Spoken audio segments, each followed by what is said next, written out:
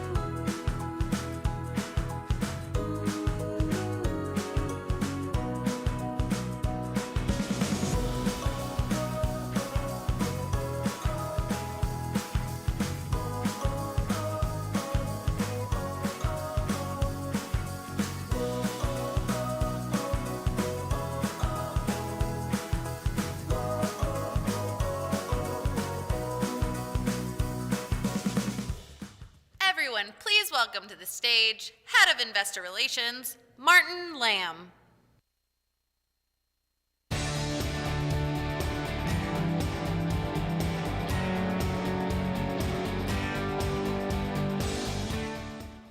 Welcome, everyone. Thank you for joining our FY22 Investor Day. It's really good to see everyone here in person, and for those of you joining virtually, it's good to have you, and thanks for joining. Before we begin, I'll share a brief legal disclosure.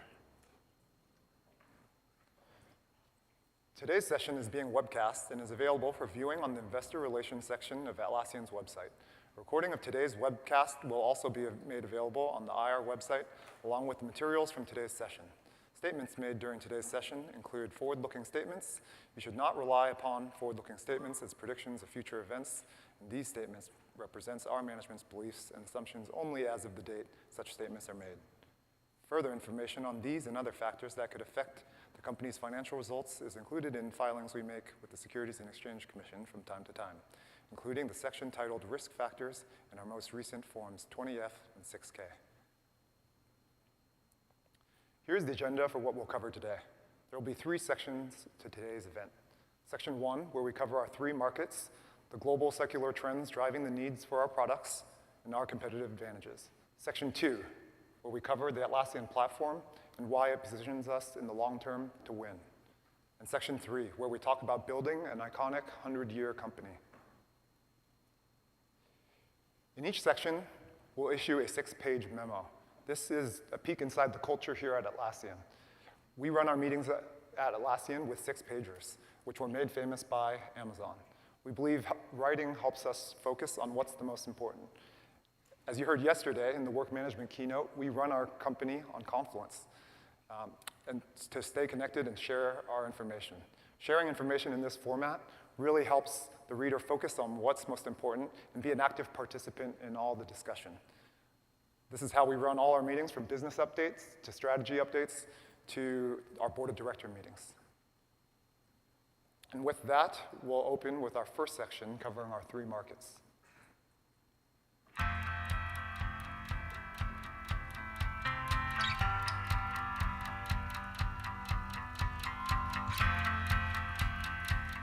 Belong is Australia's first carbon-neutral mobile and internet provider, launched by Telstra in 2013.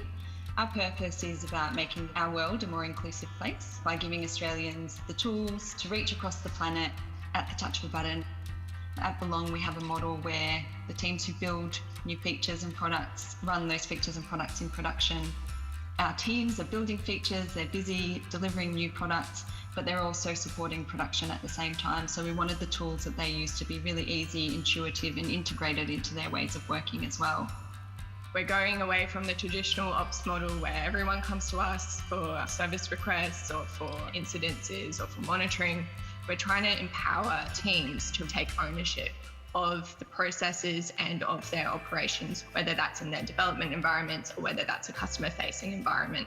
Using something like Jira Service Management, it was a great fit in our culture, and we've already seen massive improvements with that cultural uptake from frontline teams and technology teams. With Jira Service Management, it's so easy to create a dashboard and monitor it without coming to an operations team.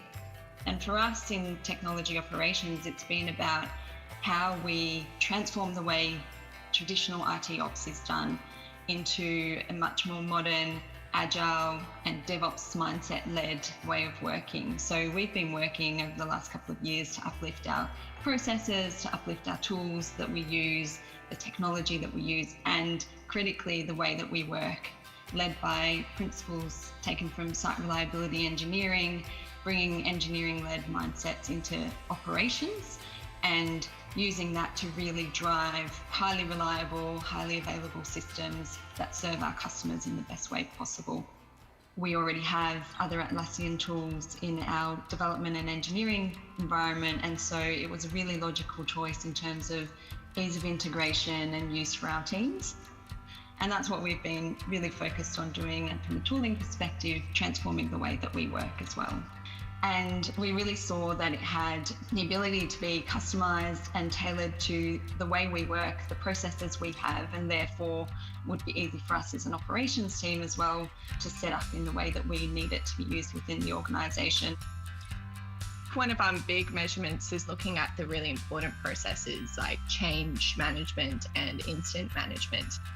So how fast does a delivery team or a development team take to actually pick up the ticket and look at it and respond to it? We saw a massive improvement from last month. It was 57% of MTTA, mean time to acknowledge, and this month it's 85%. And we put that down to the fact that Jira Service Management is such a simple tool to use.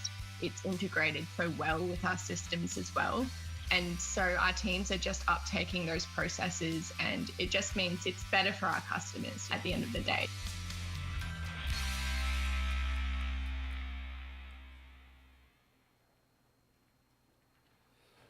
Hope you enjoyed that video. So now we'll jump into our first pre-read of section 1, our 3 markets. So the document is now available on our investor relations website. You can also access it via the QR code shown on the screen. And so we'll give you 20 minutes to read this first document. Our Investor Day has a Q&A section that will follow this pre-read, and so you can start submitting questions online, or we'll come back for a live Q&A session right after this. All right, see you back here in 20 minutes.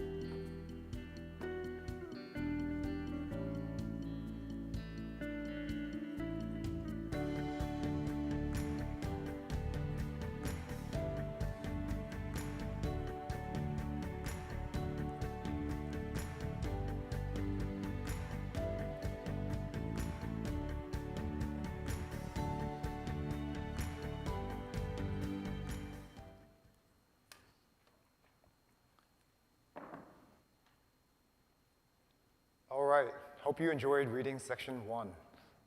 So now joining us will be our co-founders, Scott Farquhar and Mike Kinnan-Brooks. We also have our Chief Financial Officer, James Beer, our Chief Revenue Officer, Cameron Deesh, and our Chief Product Officer, Joff Redfern. So we'll take questions from people in the audience, and as well as people watching virtually online. If you're here in person, raise your hand and someone will come around with a mic. If you're watching virtually, please submit questions via the Slido online on the Investor Day landing page. We'll spend 25 minutes on Q&A in this section. Please ask that you keep your questions pertaining to the topics of this particular section. We'll have plenty of time later to go over other topics in later sections.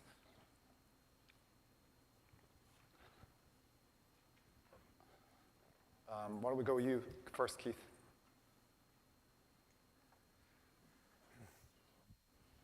Good afternoon. Keith Bachman from Bank of Montreal. Thanks very much for hosting this. It's great to see everybody live in person, or almost live in person. I just wanted to ask a question on strategic competitive question on Confluence in particular. And as we think about, over the next 3 years, how do you see the overlap versus partnership with some of the Slacks of the world and Teams versus Confluence, and how that might, what behavior those competitors may emulate of the current advantages you have. But how do you see the frenemy versus competition versus partnership between Confluence in particular and some of the leaders in the chat field of Slack and Teams? Actually, Mike, that might be a really good one for you to handle, and we can also test the tech support at the same time. Sure, I can take that. Thanks, Scott. Hi, Keith. Hi, everyone. Sorry to not be there in person. The pandemic continues to rage on, but thank you to everyone for dealing with the virtualness.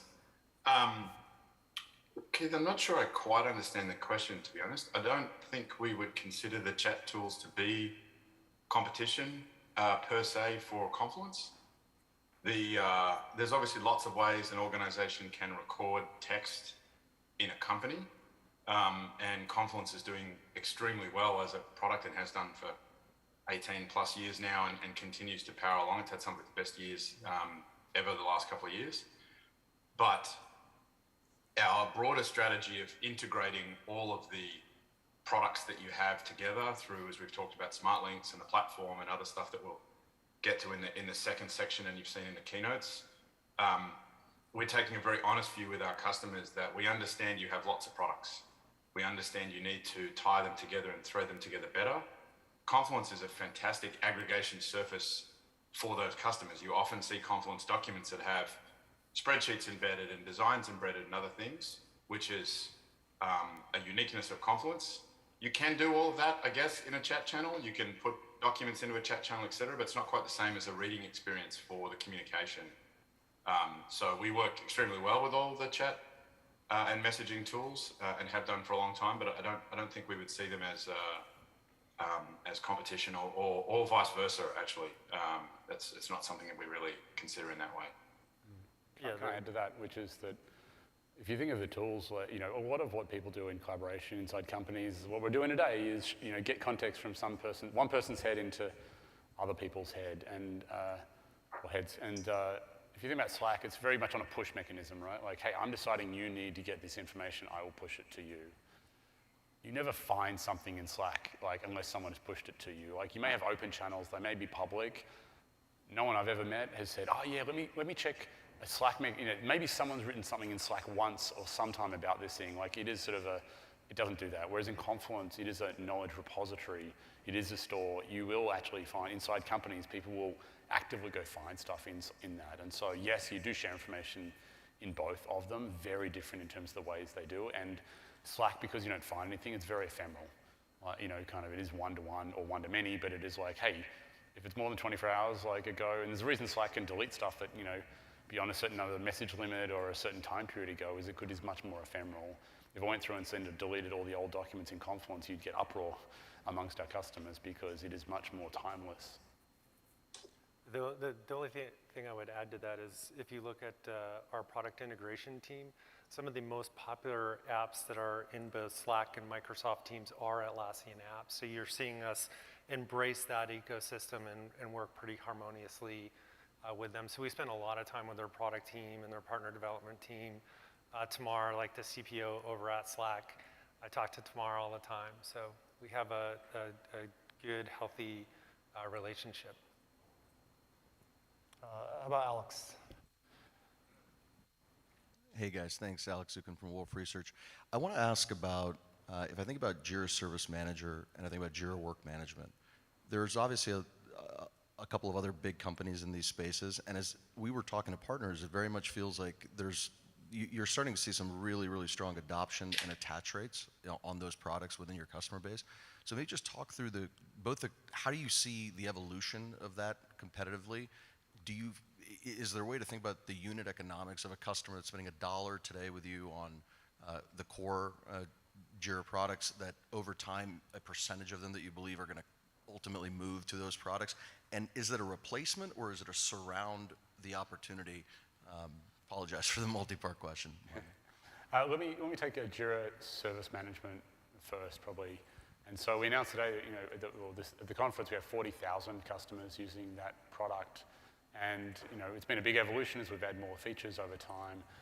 We find that market really attractive because there are both very long-term legacy players in that space, and then there are some newer players, but they operate at a much larger enterprise scale out there. And so we've done really well at much smaller scale, bottoms up, growing our base there. And we're not at the enterprise scale with hundreds of thousands of people. That's not where we're playing at the moment, but we've got a history of building a product that over time gets there as we build out the features and functionality. Now, you talk about expansion, into adjacent products, and one of the advantages of moving our customers to the cloud is that you can much more easily sell them a second and third product. You can much more easily sell them a premium and an enterprise version of the products. It's easy to give them marketplace apps to run, so there's a lot more opportunities for us to do that there. And there's also products we haven't built yet that we will sell in the future. And so it's hard for me to say, okay, $1 in today, of what a customer gets me this in the future, because all those vectors we're getting better at every single year, including cross-selling the stuff we've already got, that we have. And so I'd hate to put some sort of number out there, also because I think that we're kind of pretty early in what is possible in those areas. On Jira Work Management, like we have Trello, we have Jira Work Management, we have Confluence. There's a lot of products we have in that space. And if I roll all the way back to when we started Atlassian, we originally thought we were helping software developers to work better. And then we rolled forward a couple of years and we realized actually we don't help them write code. We don't help them in sort of software IDEs or anything like that. What we help is we help teams of people to collaborate. And those teams of people who collaborate, well, they love our products, that's what we do, we improve that. And it just turns out that software developers were in the most highly collaborative, cross-functional, heterogeneous teams, and so they were the ones that adopted our products first. But what we're seeing now is both software developers touching more of the organization. We talk about digital transformation, every company is becoming a software company, I can go on and on. So, HR teams, legal teams, marketing teams, support teams are all tied into software in ways they weren't before. And even teams that don't touch software have now realized that they're also heterogeneous teams, with specialization, working in tighter timelines and deadlines. So they're now looking for solutions, that solve that problem. And so kind of that's the reason why we get really excited about sort of that larger TAM opportunity out there of helping collaboration well beyond software. Why don't we go with Itai next?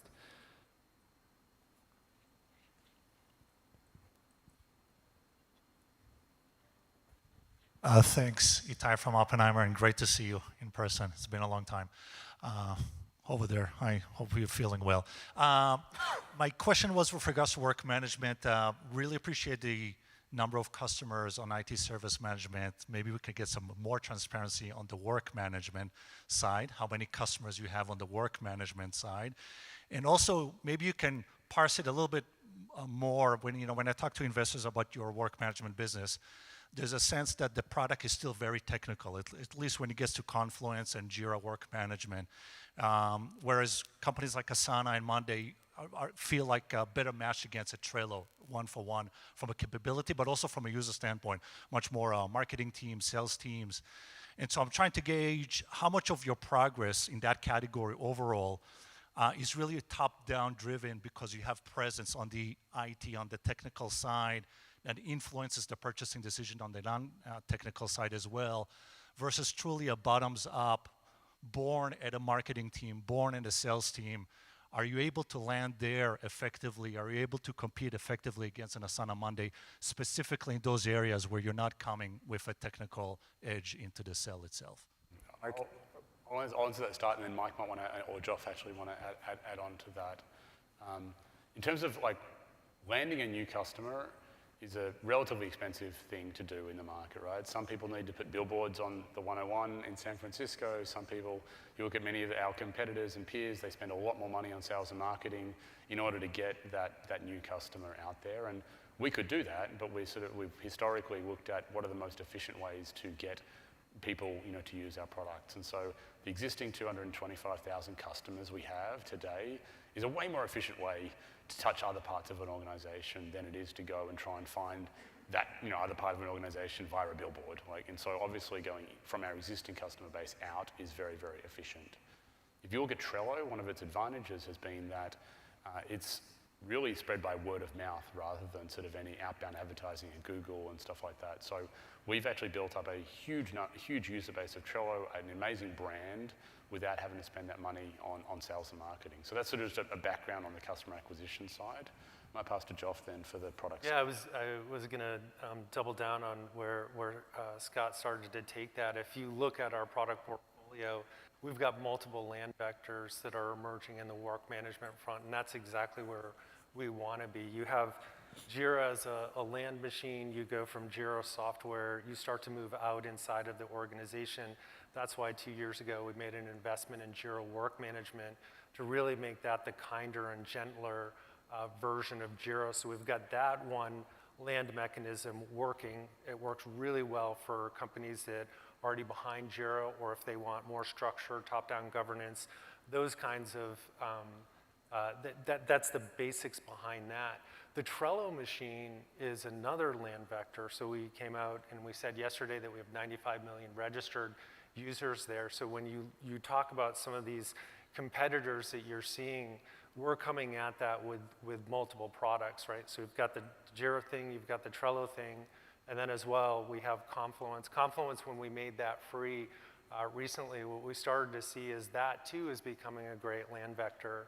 So when I look at the competitive set who have a single product, and then you look at our positioning in that market where we have multiple products that are allowing us to land, that's one benefit.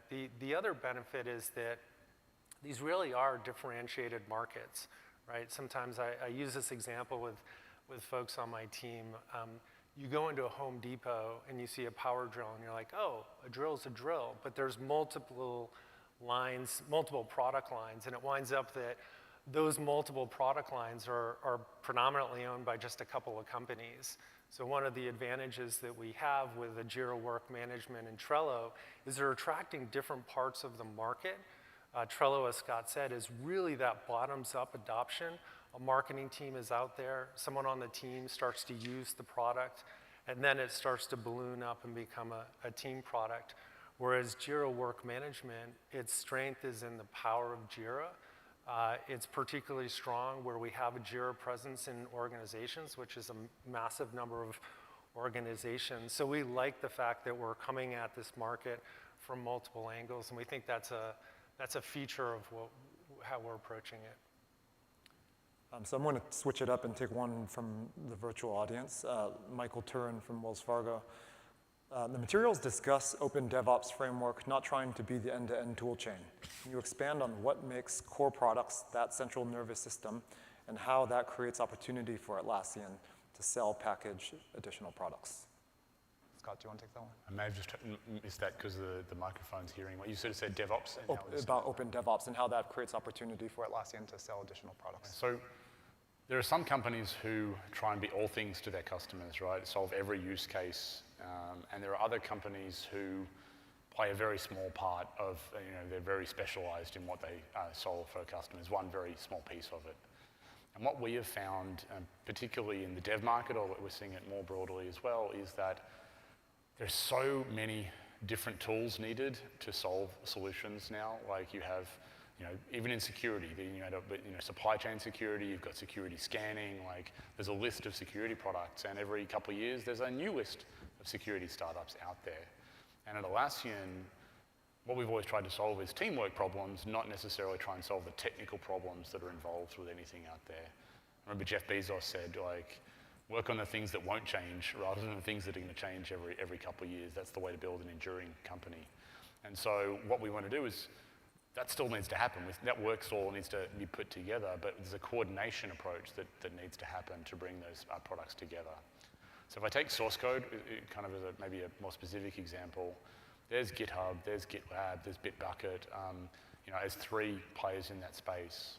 What we have done is built integrations with all of them and said, right, if you have source code, we don't really care what you've got, how you use it, but if you have source code, we can use that information to give you higher level reports, high level, kind of insight into how your source code is working with your deployments, is working with your builds, working with your security software. And so if we can be that coordination layer across all these different point products, I think we play a pretty valuable part in the ecosystem.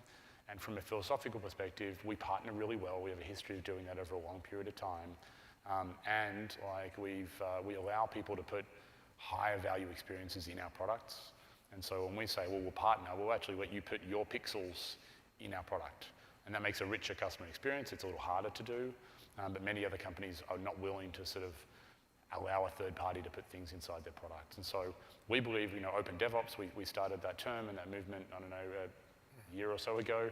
And we believe that that's the way these products are going to evolve. And we don't have any desire to go into some of the small specific niche verticals to try and solve them for our customers. Thanks. Why don't we go with Arjun up front? Thank you. Arjun Bhatia from William Blair. So 3 years ago, I think you called out IT as a market that you were going to invest a lot in and double down in.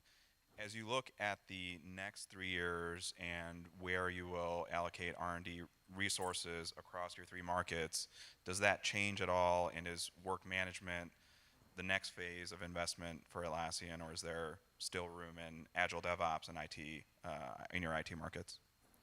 Joff or Mike, do you want to take that one? Mike, do you want to start, or do you want me to start?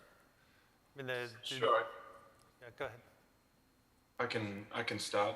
Look, we have a whole session on that coming up, Arjun, so I don't want to give away too much of session 3. Suffice to say, obviously we believe all 3 of the markets we have at the moment are incredibly large opportunities for us. I'm glad you highlighted the ITSM example. I hope a decade from now people look back and say, man, Atlassian's that company that keeps telling us they're going to go do something, and then they go do it, and it's even better when they did it than when we first heard it. I think in the public market arena, ITSM is probably the first example where we said 3 and a bit years ago we were going to double down. I remember being on earnings calls and people were like, what exactly does that mean, and what are we going to see from that, etc. And 3 years on, I think from an investor point of view, you can see we've had huge success at delivering on that promise, and we'll continue to do so. I think we're as excited about IT today as we were 3 years ago in terms of its future possibilities for us and our ability to deliver unique and differentiated products at the price and in our model, and continue to grow that way.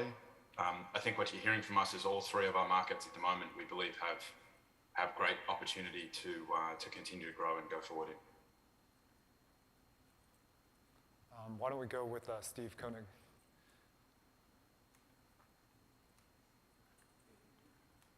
That's me. Thanks. It's Steve Koenig with SMBC. Thanks, guys.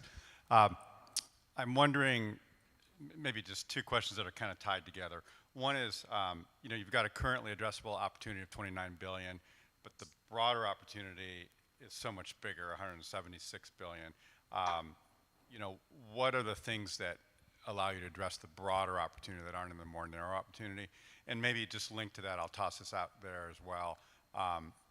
So is there an opportunity for you all to extend your product reach and your go-to-market from a sort of a bottom-up motion to like an enterprise class sale? Does Atlas play into that? And does Jira Align play into that, or does that get surpassed by Atlas, et cetera? So just some kind of random thoughts that maybe you guys can comment on. Thank you. Maybe we'll take the second one first. Cameron, do you want to take the second one? Yeah, so Cameron, thanks for the question. As far as doing an enterprise class sale, we've been doing it for quite a few years now.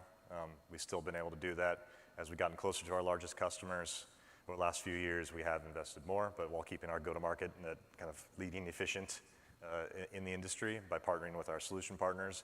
But we also have invested in direct account teams, whether it's technical account managers, customer success managers, our strategic enterprise advocates, and our acquisition of AgileCraft, now Jira Align, really upped our game, because that was actually one of the first products in our portfolio that was only for our largest enterprise customers.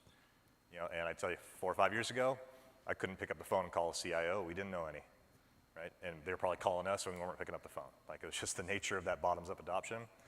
Yesterday, we had a CIO executive advisory board. We have CIOs of the largest companies in the world meeting with us on a quarterly basis, reviewing our roadmaps, talking about strategy, and largely they're standardizing on our products. So we are plenty more to do there, but we are definitely, and as far as our ability, like we have thousands of enterprise customers, we're still just starting to build those relationships with the biggest ones, but we've set a good foundation to do that with the entire customer base. And you'll see that continue to drive growth while preserving the SMB flywheel thing that feeds the beast, so to speak. So yes, we continue to do that. Jira Align obviously was a critical part of this story for most organizations that largely need the structure, the compliance, the requirements of their software development teams as they want to roll that all up to their company goals and objectives, and have the ability or culture by nature to provide that type of structure. That is one way to attack the problem of tracking all work inside of an organization to your business outcomes. Not every organization has that culture or structure. Many organizations want much more autonomy in their teams, but still want to drive alignment in a different way. That's where Atlas comes up. Atlas isn't all about standardizing on one tool or one structure. It's about let everyone work in the tools they want and provide a layer on top of that that is simple, easy to use, that can drive alignment on goals, dependencies, and projects. So it's 2 different solutions to the same problem, but largely there's different types of companies and different cultures, and we can answer either one. On the TAM expansion side of things, sort of addressable versus total, there's no one thing I think there. Like, we're going to get better at reaching, as we add products, as we build more products, as we do more marketplace stuff. So there's no sort of one tipping point where I'd say, all right, we need to acquire something to make a larger part of the market. I just want to comment one thing on Atlas if I can, because I think it's been picked up by a few people, but I think it's apparent.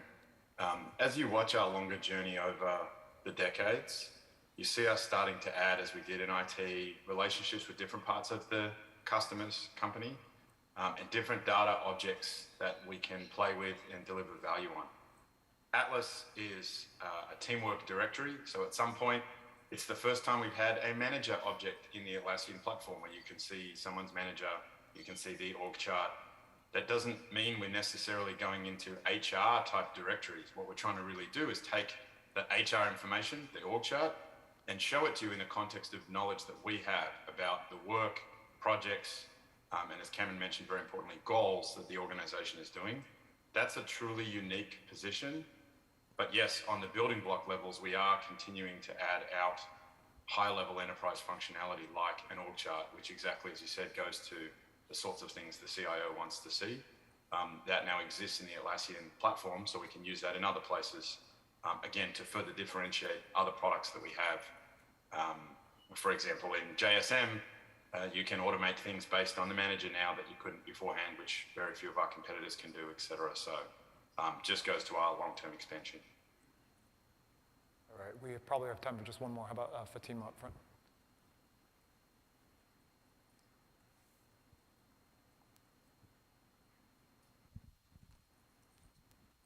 Thank you, Fatima Boulani from Citi. appreciate you guys hosting us in person today. Maybe a question for Cameron. In the context of the accolades that the JSM product has been receiving within the context of the ITSM market, I'm curious what it is that the product needs or what you need to do from a go-to-market perspective to really start punching above your weight and maybe go head-to-head with some of the very larger gorillas in the ITSM proper space. I like that. Thank you for not calling out said gorillas. Listen, everything that we're doing JSM, I call it's just the heart of the Atlassian model, right? High velocity. I mean, we talk about 40,000 customers. We don't talk about the thousands of free JSM customers that only have 3 agents running, right? That time to value, overall cost to ownership, completeness of solution, and ability to innovate. You look how quickly we've been delivering features over the last 2 years. Like every quarter, there's something sizable where even if a customer, large enterprise, maybe we don't hit all of it, we got 80%, they just see that velocity and they go, okay, if we're not there now, we're gonna be there, and we have teams that are meeting them. So from a R&D product perspective, 3 years ago when we staked that claim, we've been driving on it, and just, you see us knock off those new capabilities, and more importantly, that new customer acquisition is largely expansion into our base. Right? Why does JSM win? Like 2 big questions. One is, do you believe dev teams and IT teams are gonna come closer together in the future? About every CIO is going to be like, yep. And like, well, if you believe that, they should be working on one platform. Atlassian is the only platform that can support both your development teams and IT teams' needs, while keeping those teams aligned. The second question is, with every other vendor in the market, is there another vendor that can give you the time to value, the completeness of the feature set, the out-of-the-box integrations, the core integration with your development teams, and overall total cost of ownership profile that Atlassian has? We haven't seen it. So that allows us to drive our absolute incredibly flywheel motion. And then we also, of course, are enterprise advocates. We have dedicated enterprise advocate motions going in and talking to IT operations managers and CIOs about those expansions. So, like I said, it's been working swimmingly. The only thing, because I just came from a lunch and I was meeting with a bunch of CIOs, and one of the things that you also find compared to some incumbents in that arena is that we really are an and story.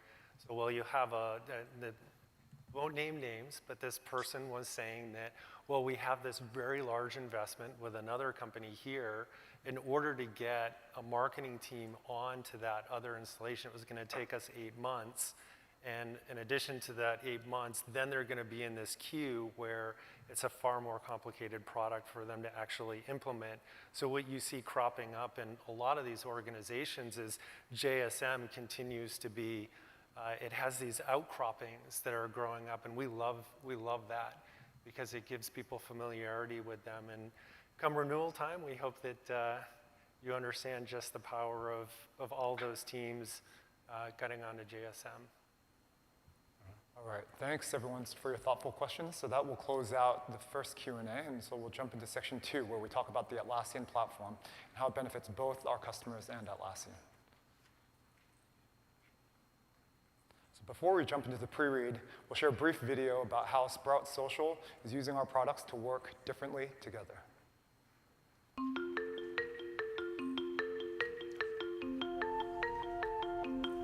Sprout Social is a social media marketing analytics company. We provide a platform for our customers to keep an eye on the analytics of their social media marketing. We encourage them to connect with their customers on a deeper level, which is what we actually try to do as a company as well. We have grown 35% in the past 2 years between shifting our operations to hybrid work, to the global supply chain shortage, to the overall experience of the virus. It's been a roller coaster. That being said, Sprout Social did what it does best in the face of adversity. We came together to understand and problem solve the challenges that were faced. Once Atlassian was implemented, Confluence helped us ensure that our employee and team resources were centralized and accessible, which improved the overall user experience. In addition, Jira was absolutely critical in helping us prioritize and plan our project work in a more tactical and holistic way through the use of things like roadmaps, etc. And then finally, Jira Service Management helped us provide a simplified way for our individual employees to request help from various departments. Some teams use Confluence for collaboration and project documentation and meeting notes, while others just use it for team process and visibility. So it can really vary how teams are using it. but we do have some really useful templates for project briefs and intake forms that are used company-wide. In terms of the most helpful Atlassian tool that we utilize here at Sprout Social, I would have to give a shout out to Jira Service Management. We've streamlined workflows and improved transparency for our support team members. We have reporting capabilities to help us track allocation of resources, and we're able to provide self-service to our organization. We have a quote in our company, Jira didn't happen. What that basically means is if you have a conversation, document it in Jira.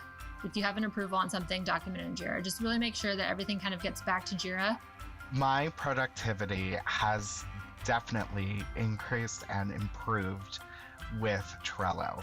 I find myself having a clear understanding of the steps that I need to take to accomplish my tasks, to accomplish my goals. Trello has essentially become the space where I track my to-do list and backlog. It's always rewarding to be able to move a card over to the done column that I've created as well. So that's a good feeling for me personally. By using Atlassian tools, we have been able to reduce the amount of time that is necessary in order to solve hard problems. We've reduced the amount of meeting time that is necessary.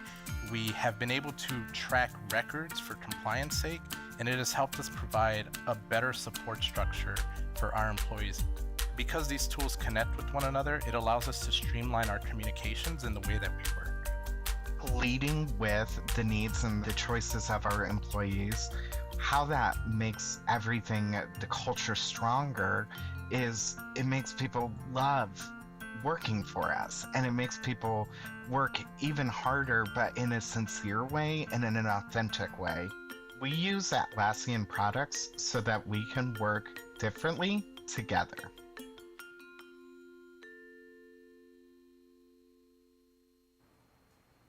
All right, hope you enjoyed that video. So we'll go now into our pre-read for section 2, the Atlassian platform. The link is now available on our site, and as well you can access it via the QR code on the screen.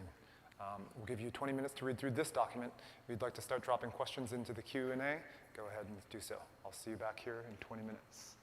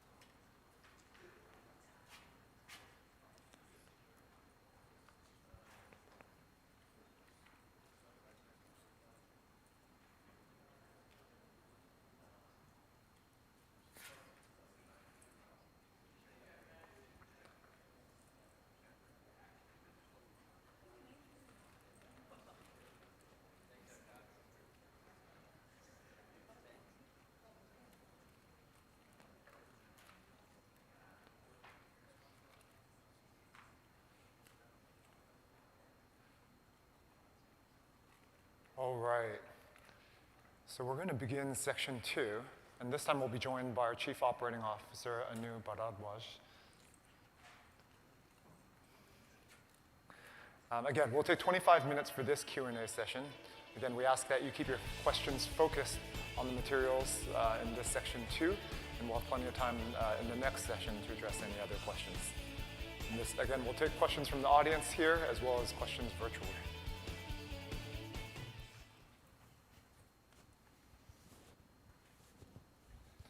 We'll start with Anouk.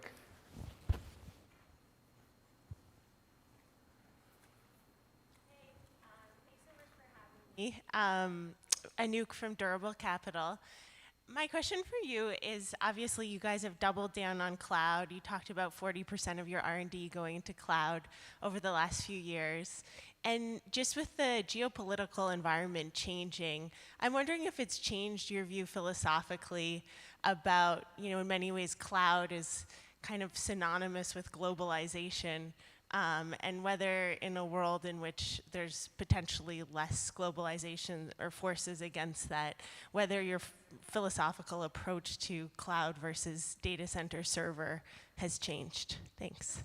Anouk, I think we say 40% of it goes to platform, maybe not cloud, but your question still stands. I think it's too early to make any call on the geopolitical implications of the things we've seen recently and how they might affect global trade and globalization out there. We're in a fortunate situation that we have both cloud and on-premises deployments of our products. So we have the data center versions of our products that our customers can still purchase and buy. We've told our customers that's not the long-term destination. Our customers want to go to cloud overwhelmingly. They want to get there. And so I hope for everyone's sake that there's not a new world order that is anti-globalization. I fervently believe in the benefits for society for that, but I think it's way too early to make any call there. Why don't we go with Jackie? Thanks. So, it's Jackie Glynn from Glynn Capital. You all spent a number of years really perfecting the platform and investing in the platform, and it's nice to see last year with Point A you started to see a little bit more in the R&D coming out, and I have to say my great takeaway from the keynotes yesterday was just a lot more features and a couple new products. What do you think over the next couple of years is the right cadence for new products and new features, and how do you guys decide this is how much feels right to you? Mike, do you want to answer that? Sure. Hi, Jackie. Look, I don't think there's a right cadence, right? It's not like we sit around and say we want to ship 3 products a year or 5 products a year or anything like that. I would say it depends on certainly where we see opportunities and talking to customers.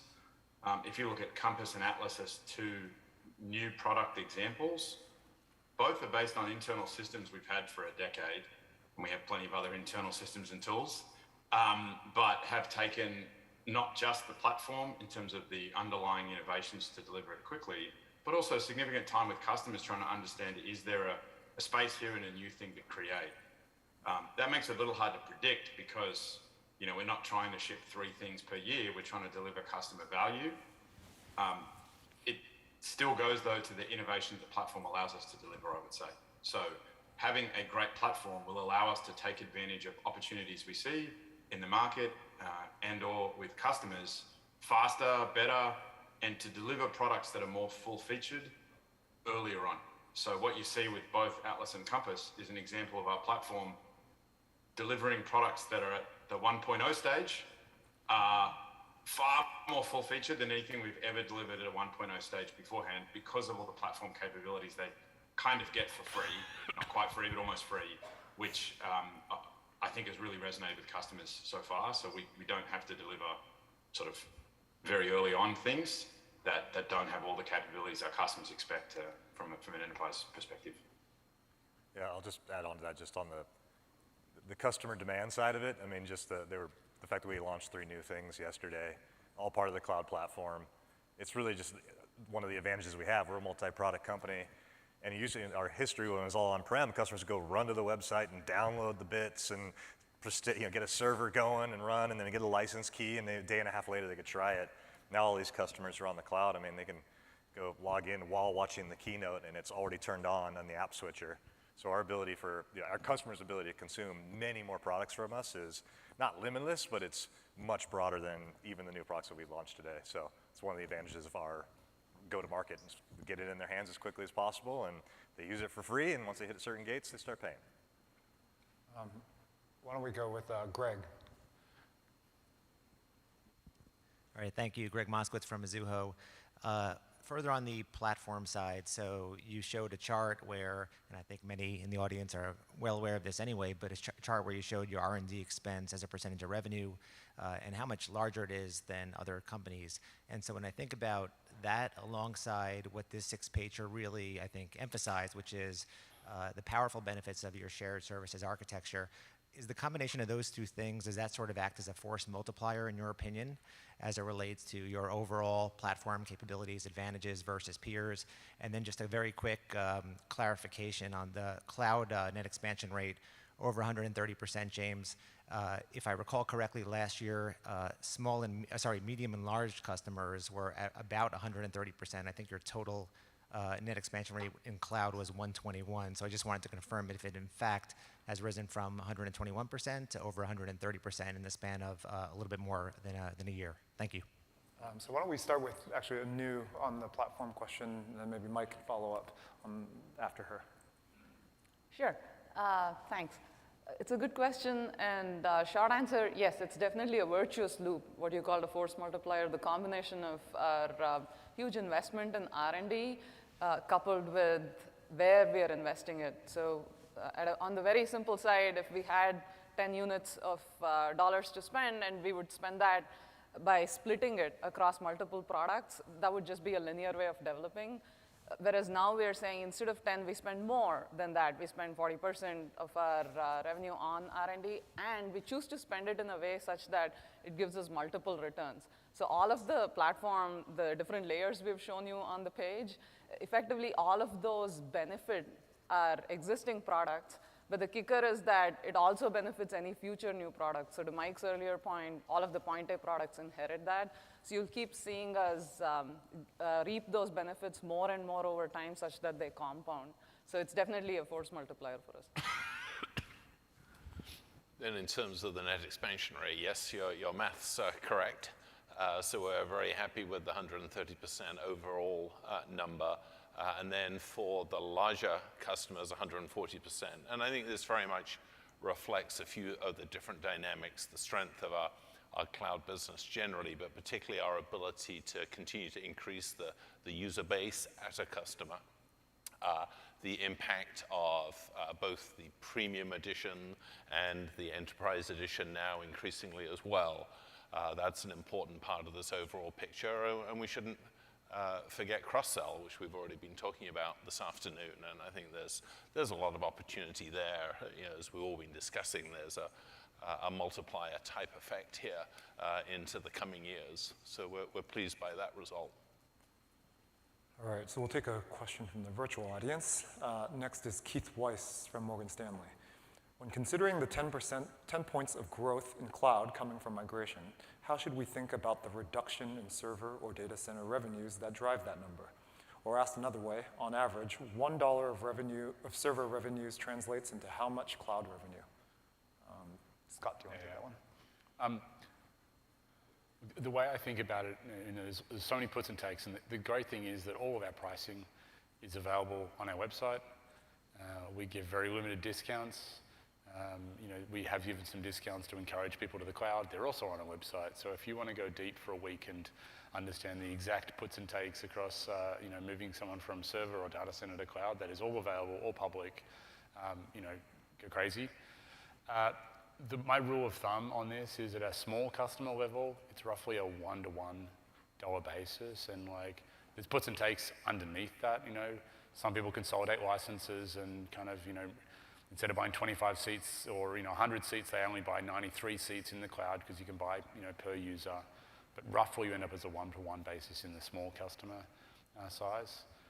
At the larger customer size, it's kind of a 2 to 3 ratio. So for every dollar we were getting for a server data center customer, we're getting $2 to $3 in the cloud. And that's more of a steady state basis. We're given some discounts to get people across in the short term, so it may not be $2 to $3 this year, but as some of those discounts roll off, that's kind of my rough rule of thumb. Why don't we go with Alex?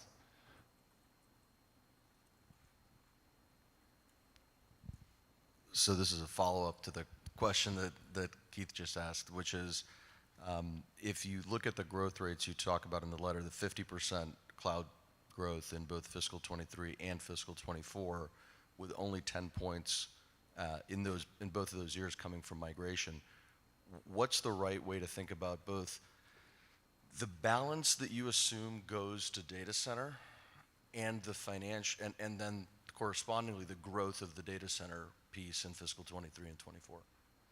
I won't answer that question perfectly, but one thing I'm thinking about is that we set an end of life for our server business. And so a lot of the focus has been migrating that server business to the cloud. Some of them aren't ready to go to the cloud yet, and so they've chosen to move to a data center product, and that's fine, because long-term we've yet to find a customer who long-term doesn't want to get to our cloud. It's either we're not ready for them or they're not ready to make the migrations, but they want to get there. If I look at about a third of our migrations to the cloud today are already coming from our data center products. And so I don't see these migrations as a thing that finishes in 3 years' time with our end of life of our server products. I view this as an ongoing thing that's going to happen over a long period of time. And so maybe people go directly from server to cloud. Maybe they go via data center. Maybe they've been on the data center for 10 years. Not quite 10 years, but almost 10 years since we've had that product, and they'll move to cloud over the next 3 years. And so migrations will be a constant, I guess, feature of the Atlassian story for the coming years. Exactly what that looks like, again, migrations aren't something we can control directly. We can influence it by end-of-lifing something or pricing power or discounts to move people across or making it easy to migrate, like all these sort of carrots and sticks we can use. But at the end of the day, a customer has to say that they're going to move in this particular month, quarter, or year. And overall, if I look at how well we forecast that migrations, I feel really good about the forecast versus the actuals that we're getting internally, particularly given how much variability is outside of our control. So I don't have a great, I can't give you all the puts and takes there, but well beyond, the end of life of server, you'll hear about us migrating customers. Yeah, just to add on a little bit there, obviously this past few quarters we've been talking about our expectation for subscription revenue growth for fiscal 22, so data center plus cloud. And so obviously we'll have an update on that in 3 weeks' time when we do the earnings call. Current steer was 50%, so we've been pleased by that. We just thought it would be helpful to give you a look into our view of cloud for the coming 2 years, given all of the focus here that our customers have on the cloud and their intention to get over to the cloud. Why don't we go with Itai again?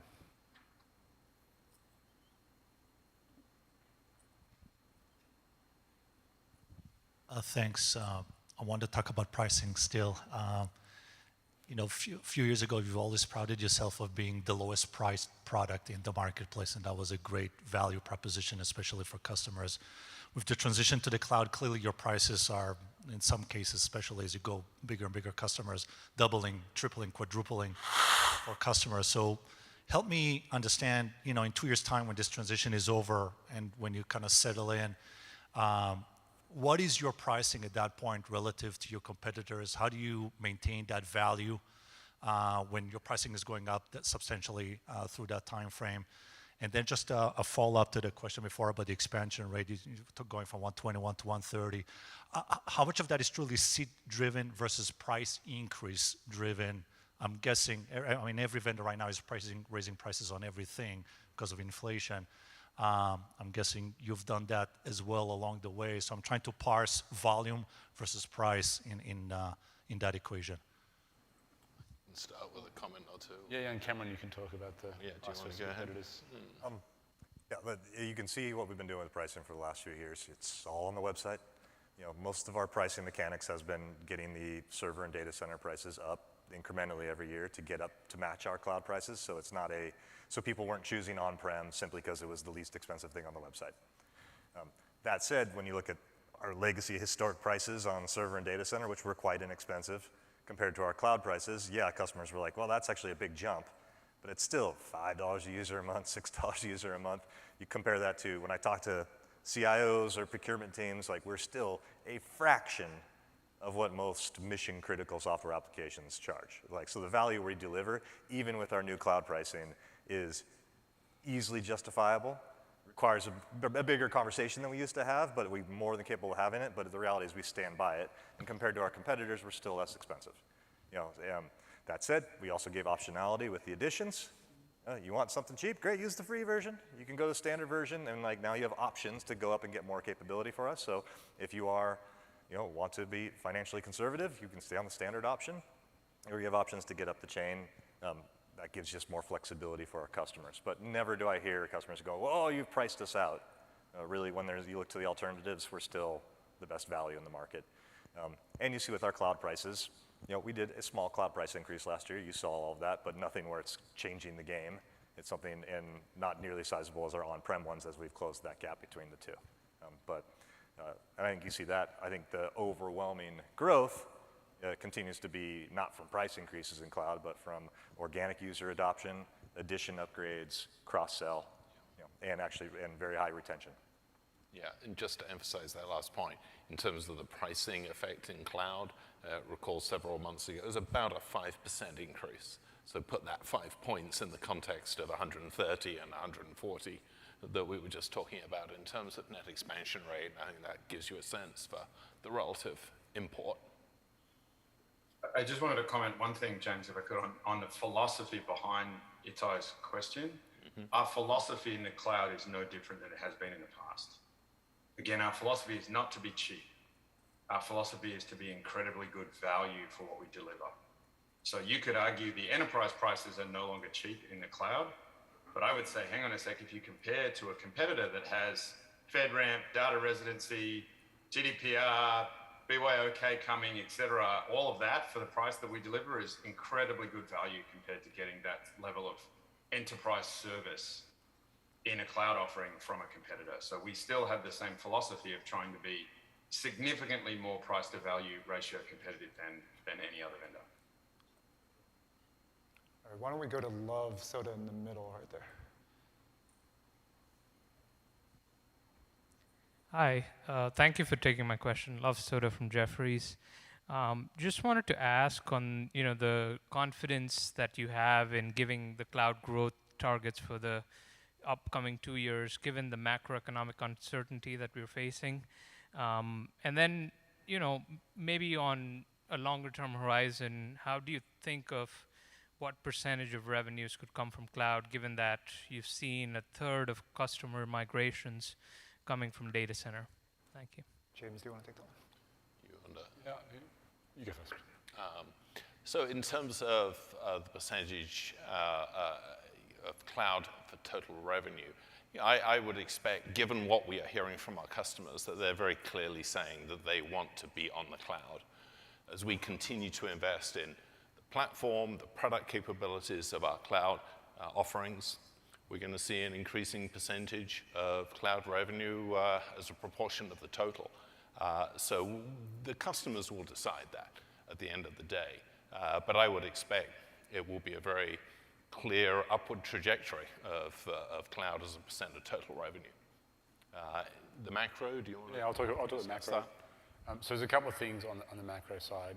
One is Russia-Ukraine, obviously very topical at the moment. Russia makes about 1% of our global revenue. In our forecasts, we've just taken it to 0. Right? So that's a 1% headwind that we weren't facing previously.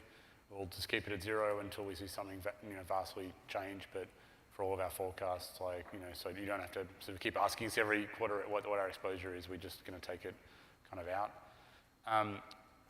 Broader Europe, we haven't seen anything from our discussions with customers, with partners, that want to change our macro kind of view in Europe beyond, say, Belarus, Ukraine, and Russia, those 3 areas that have been heavily impacted. Outside of those areas, you hear a project cancelled here or there type of thing, but nothing that's probably, you know, in the normal run of business. And so, so that gives us some confidence there. And then lastly, you know, Atlassian was a business that was founded in 2001 in the dot-com crash. We went through the 08, 09, you know, financial crisis. There's a lot of youthful people in the audience here, maybe like, you know, who didn't even have to go through that. Some other people in the audience who were they also weathered it like we did. We've seen what that looks like. In 08 and 09, we grew significantly. We wish we grew faster, but we didn't go negative. And it was an opportunity for us to invest in staff. We picked up some of our best staff who are still with us today in that particular time. And the reason I think we can do that is, A, we're very price competitive. B, we almost don't hit on any CIO's radar, right? So when you go top down and say my expenses in a business, Atlassian, though it's mission critical, like I talk to CFOs, I talked a lot recently, they don't even know like what Atlassian, what they spent with Atlassian because it doesn't reach their budget. So from a trimming spend perspective, we don't hit that.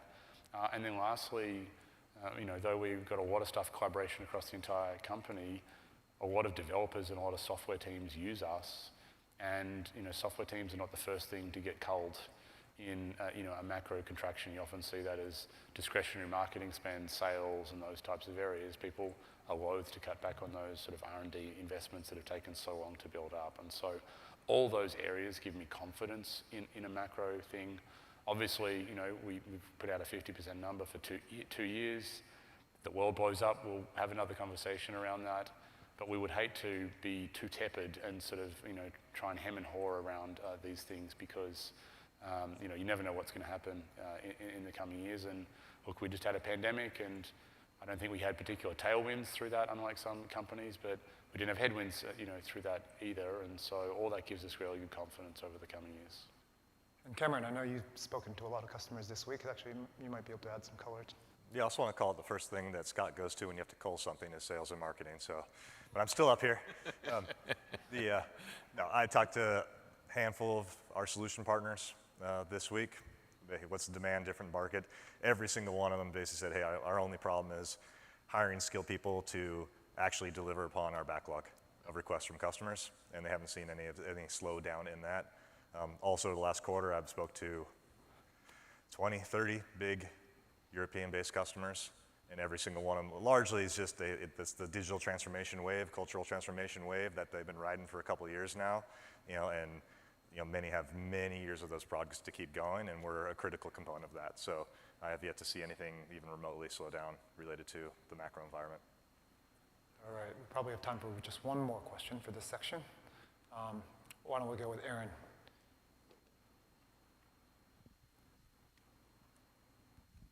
Thanks. Aaron from Ashler.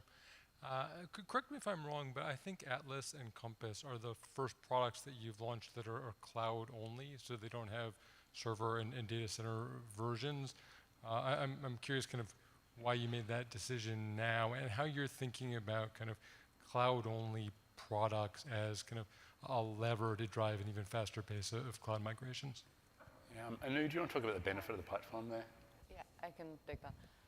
Atlas and Compass are cloud only, though I'm not sure they're the first products that are cloud only. I mean, Trello's cloud only. A number of our existing products are cloud only.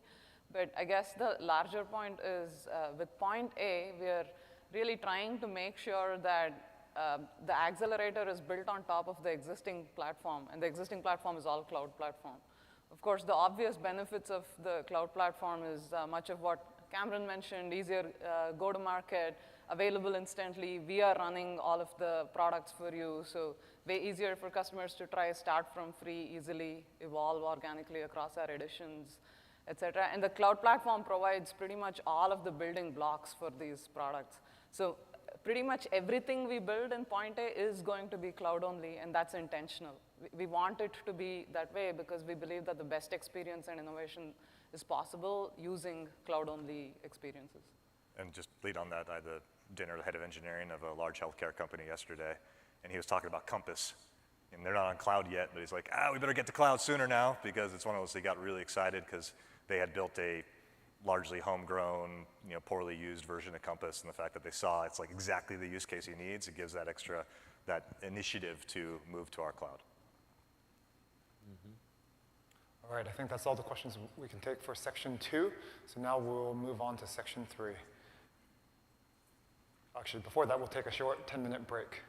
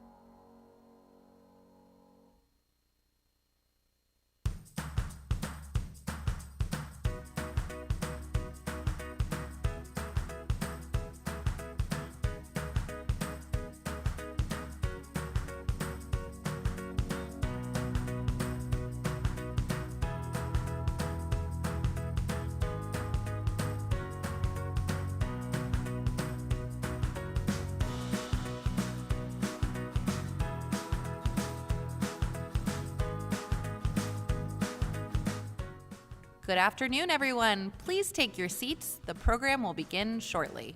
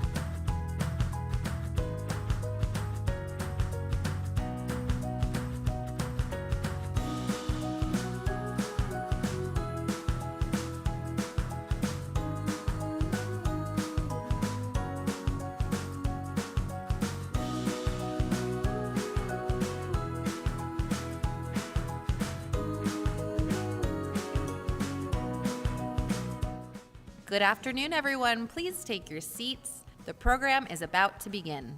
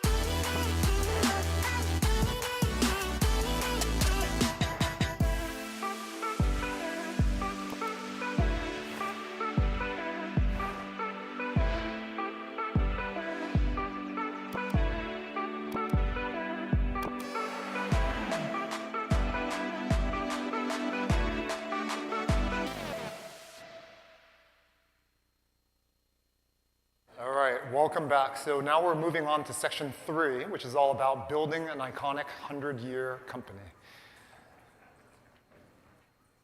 And so now our third 6-pager document is available. You can find it on our site. Again, we'll give you 20 minutes, and then we'll reconvene.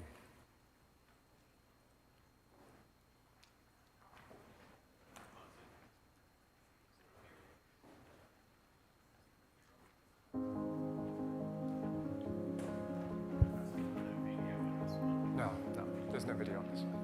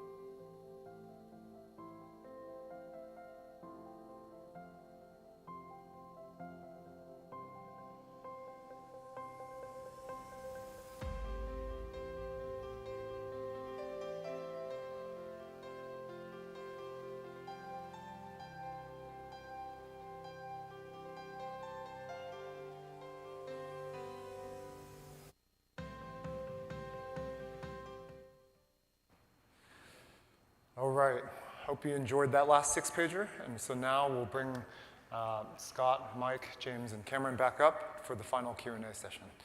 And so for this session, we have a little bit more time. We'll have about 40 minutes.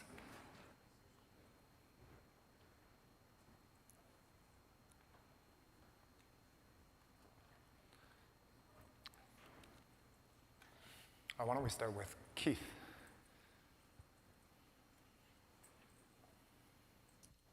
Thanks very much. Keith Bachman from Bank of Montreal. First, James, I hope you enjoy your last public analyst event, going through the process. And I want to direct this to you on some of the margin comments made within this last.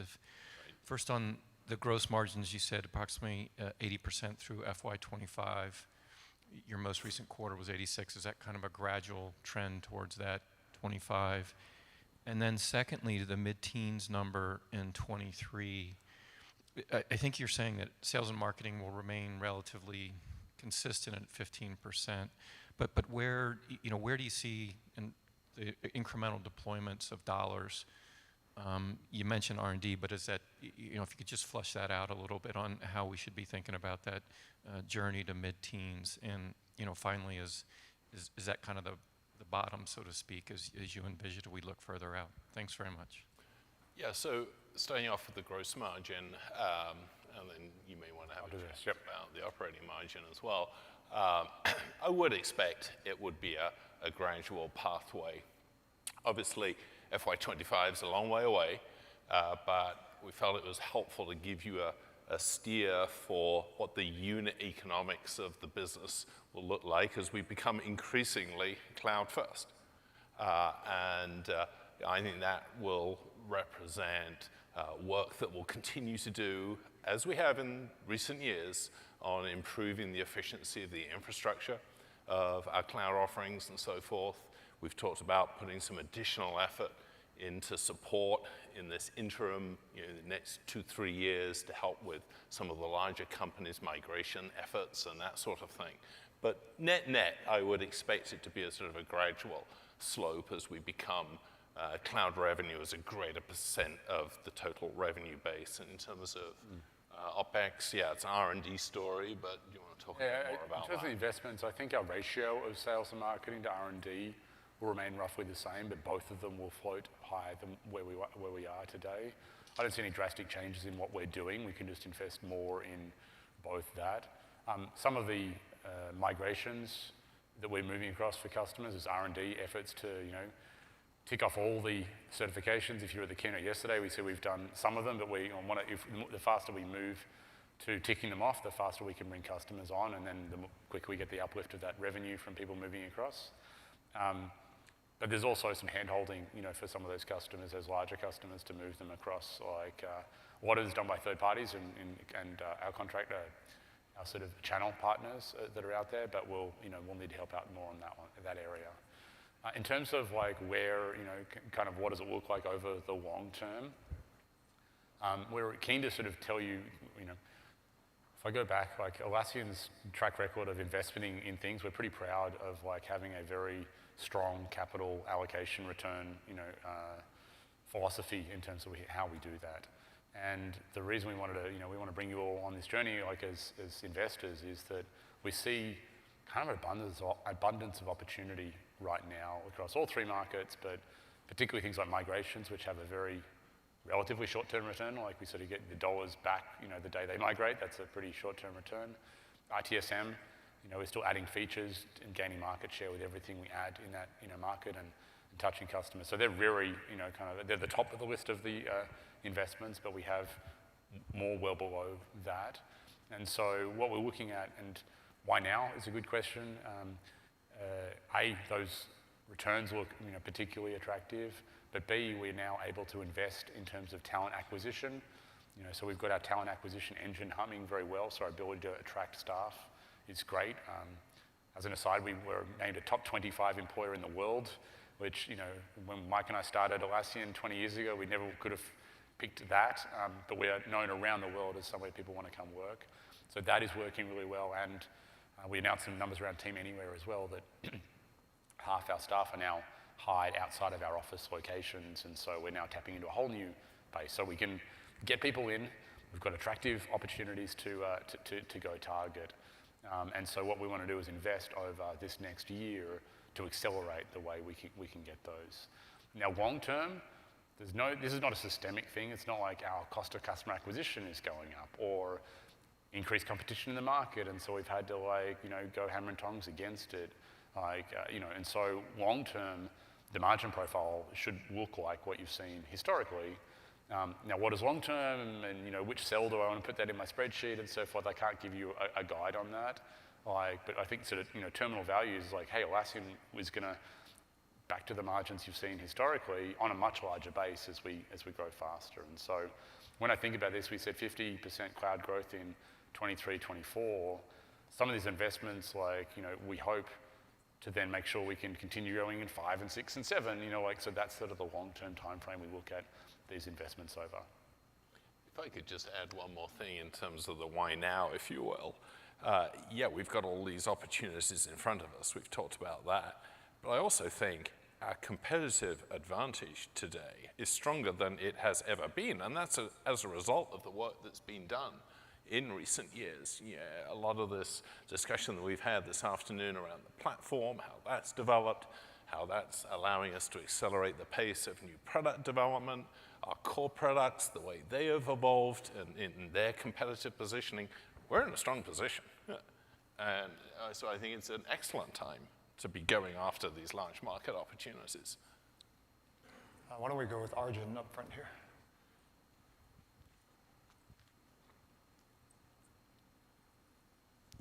Thank you.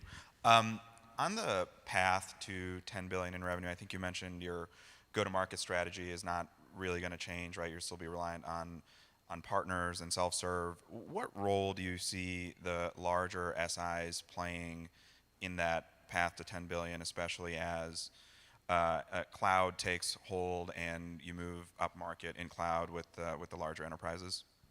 I'll take that one. So the global SIs are always fun. I've worked with them for many, many years, and the reality at Atlassian, just about every single one of them is a massive Atlassian customer.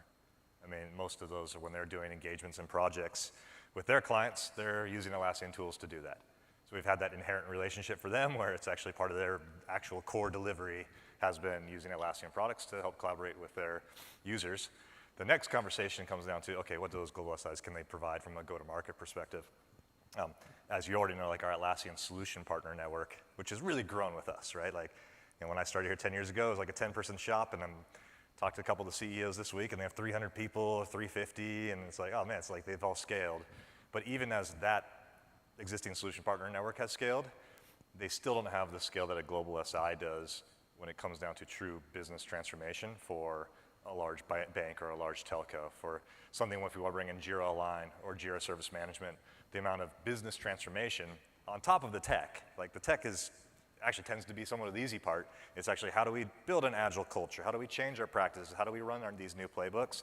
That requires people to handle those broad challenges, and that's where the global SIs increasingly are adding value. So lots of great relationships with all of them, and we are increasingly turning that relationship from them as a customer to them as a partner.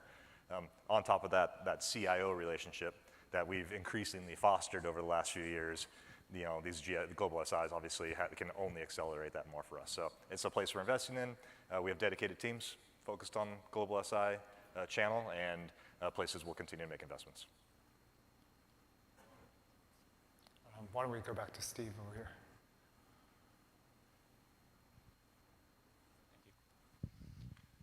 Just a question I've been curious about in your go-to-market, and then maybe more broadly about the company. When we look at employee turnover across software companies, you guys have some of the lowest rates, among dozens of software companies, right? What's interesting to me is there are some other very successful companies that run their sales organizations like very hot, so there's a high amount of forced turnover with an easy selling model, so they can afford turnover.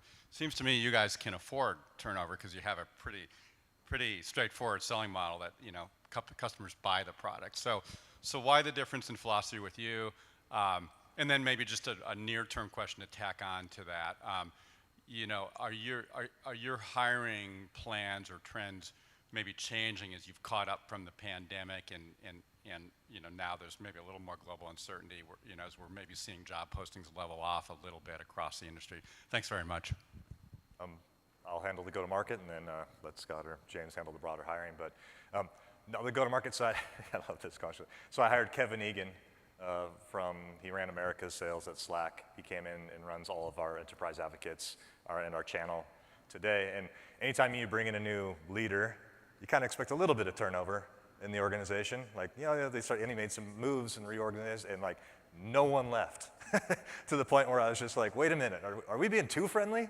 Like maybe we should like get more aggressive. And the reality is, this is the sales side, but I'll talk about the marketing side too, is one, when you come into Atlassian go to market, and I've been in plenty of enterprise software companies before coming here, it's a unique beast.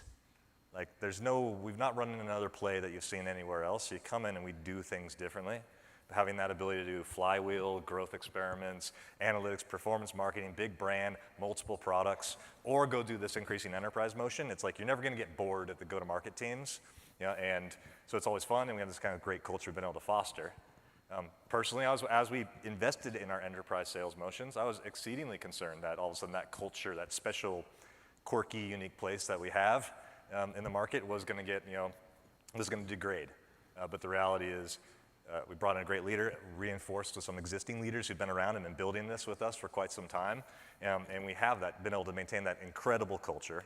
Last piece is, reps are going to go where, there's the most value, where the easiest conversations are going to be, where they're delivered, having happy customers. And like I always make the joke, like 90% of the time when we actually reach out to these customers for the first time, the customer's wearing an Atlassian t-shirt, right? And as a sales rep, that's like the greatest thing you could possibly have. And our reps only really go after the existing customer base. We rely on the flywheel to curate and grow customers before we even put an expensive sales resource on it. So they're largely expanding the existing customer base and bringing them to the better versions of what we already have. Hey, you've been on server or data center for years? Let's take you to cloud. You're going to unlock new value. Hey, you've been using Jira software for years? Let's take you to Jira Service Management. You're going to unlock more value. And that's something we've been able to repeat over and over again. And you're absolutely right. For that reason, our employee retention's been very good. Can you remind me the question around retention, being able to foster culture? Yeah, well, our employee retention has been fantastic. People have talked about the great resignation, and we haven't seen that. There has been some hyper-acceleration in compensation inside the tech industry. Like over the last couple of years, there's been salaries and equity grants and all those things have gone up a lot. And I think we've been lucky to be ahead of that and sort of do it. Not trying to be chasing employees, so I think we did some smart things during the pandemic there. It'll be interesting to see what that looks like globally, as some of the, public markets come off and that, makes its way through there. So we don't know how that's going to play out. But we're top 25 employer in the world. No great resignation, amazing retention. We can hire people all around the world in any time zone, and we've committed that employees don't need to come to the office. We're a very attractive place to work. Why don't we go back to Fatima in the front?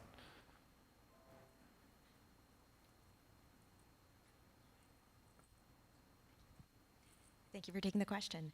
James, for you, just with respect to the operating margin guidance for fiscal 23, appreciate that there are some very specific mandates just around doubling down on ITSM and the cloud migration practice that you're scaling up with personnel to just get the customers over. But with respect to what Scott just mentioned around wage inflation, how should we contextualize that magnitude of incremental investment in operating expenses over the course of fiscal 23? And how much of the, optical output of operating margins being in the mid-teens is a function of some of your in-period revenue recognition sources diminishing over the course of the next 2 years? Yeah, I would start by saying I don't expect revenue recognition, say, to have a terribly material impact on things. I think it's very much driven by our focus on driving additional Atlassians to join us so that we can get after these opportunities. Yes, we obviously will have a per-person compensation item there, as Scott was just saying. We haven't tried to break that out. The significant majority of the increment will really be around bringing additional people into the company so that we can accelerate the rate and pace of our product and platform work. I will also say that because of the global nature of our employee footprint vis-a-vis many of our peers whose employees live between the 280 and the 101 in California, we have the ability to find people in lower cost locations, like outside of these hyperinflation environments. And even in the US, like finding people in different states outside of these high cost of living locations allows us to hire people and sort of sidestep some of that. I'm hoping globally that changes, but I think we have unique advantages versus others. An illustration of that last point is our growth in India, which I've been very pleased by over the last 3+ years. A remarkably talented group that we built there really from nothing, about 4.5 years ago? Yeah, nothing there. So, and even India, which it's interesting, we're in Bengaluru because what we found is there are a lot of people who went to America, in their sort of 20s, 30s, and now they're in their 40s and they've got elderly parents, and it's for better or worse, it's often the responsibility of the older son to take care of the parents, and so they've all moved back to India, and there was a tech center in Bengaluru, so they all centered in Bengaluru. Even if their parents were in Chennai or Mumbai, they all ended up there because that was the tech epicenter. As we've said to people that you don't need to work in the office in Bengaluru, you can work in, I think we've got 8 states in India now. People are now going back to living with their parents, and we've seen that now, and so we're now opening up much bigger funnel in these environments, and of course the tenure and so forth of those people is going to be much higher. We're not competing for talent in Bengaluru now. We've got people that are living with their parents or their friends or where they grew up all over India, and the alternate choices they have are less than they would be. Paul, why don't you take the question right there? Thank you. This is Darren Baker from PrimeCap. So I wanted to bring together a couple of the data points you guys highlighted in here. You emphasized the line of sight to 10 billion in annual revenue. And you pointed out on the 3rd page, I guess, kind of just the trend of how the revenue split has gone between Jira and Confluence on the one hand, and then all of the newer products over a long period of time. And even though obviously the newer products have added a lot, Jira and Confluence are still well over half of the revenue that you showed in FY21. So then on the last data point that I wanted to bring you around, this is where the real question is. You mentioned in here the longer term work management opportunity is the most significant one in front of us. So as we're thinking about kind of that path to 10 billion potential revenue or beyond it, and you're really thinking about that opportunity coming from work management, should we be thinking about Jira and Confluence still sort of carrying the banner, so to speak, to get to that point? Do they fall under your kind of rubric of work management in that sense? Or are you actually thinking that the newer products of Jira Work Management or Trello or things like that are actually going to be kind of the biggest drivers over a long period of time? Mike, do you want to take that broadly, and I can add on anything else? Sure, man. Look, firstly, just to highlight, that chart, I believe, is only Jira. I don't actually have it in front of me. I should. Jira Software and Confluence, not Jira. So we need to be, it's not the whole Jira family, so I don't think it includes Jira Work Management or Jira Service Management, but maybe someone can double confirm. Confluence, we put squarely in the work management market. It tends to be, as a product, again, it expands often from software and IT teams, which is a strength for their first documents. It has a far larger viral aspect than any of our other products, Jira Software, historical products have had, in terms of it's a very approachable product by marketing teams, finance teams, HR teams, and there's far more need for them to read the text produced by a software team than the detailed project plan. So Confluence has always had a very high expansion rate, virality rate within customers, which is part of our secret sauce over many years. So I would expect that to continue. The work management market, obviously Trello, as Jeff said earlier, it's past 95 million users and continues to grow apace. The fact that there are 1 billion knowledge workers in the world, as we go after 100 million monthly active users as a BHAG, a big goal, clearly of the 100 million, a significant portion are going to come from work management, right? 80% of every company is outside the technology team. that continues to be one of our biggest opportunities. It does not mean, as Scott said earlier, that we don't see significant opportunities in both the ITSM and the Agile DevOps markets. So one of our challenges actually is being spoilt for opportunity and saying we're going to invest across all of these sets. Yes, we prioritize them. Yes, we're pretty ruthless capital allocators, I think, inside the business and have proven that for 20 years. But every one of the spaces that we have in front of us, we do see great opportunity in. I just want to add a couple of things to that. One is our platform powers all of this, and we are starting to see, building a platform is a painful long-term process, right? I've got some of my team here, and many times we're like, oh man, is it worth it? And we're starting to see like the benefits we get and the collaboration. And I was using our Point A product, Atlas, the other day, and I use it religiously. Every Monday I get a report that shows me all the projects I'm watching. And one of them I was really excited about, and actually linked to the Figma design that's happening there, and I could actually add it and comment and edit it all in line. And it's like, wow, this is the platform that we built out over the last decade came to the fore. And so for our ability to touch in work management for all, it's not a clearly defined market. It's not like source code or there's ITSM. Like, this is how work gets done across organizations, and our heritage in helping collaboration for software teams and broader teams across that company stands us in very good stead here. But it's like, it's not going to be a linear path to that. And I look at Atlas, that is project reporting and so forth, and goal setting and teamwork directory across your entire organization.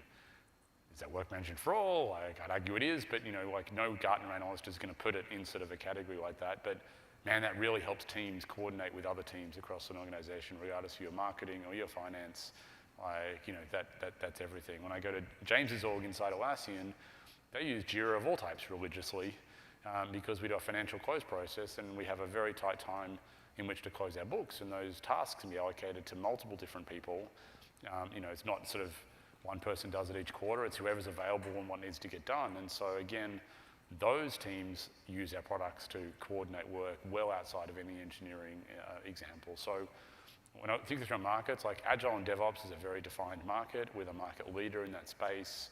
I think we win over the long term by being the most integrated in that space. And so Atlassian's products become a window into integrated experience, right? And I think we're head and shoulders above anyone else doing that. In the ITSM space, we have a clear market opportunity. We have a very distinct value proposition in a very defined market. We're the only one that can bring dev and IT together. We have price, benefits. We have, ease of use and implementation speed benefits. We can coexist with existing large players. Like, that's ours for the taking. In the work management for all, it's like it's not as defined as all the other spaces, but the opportunity there.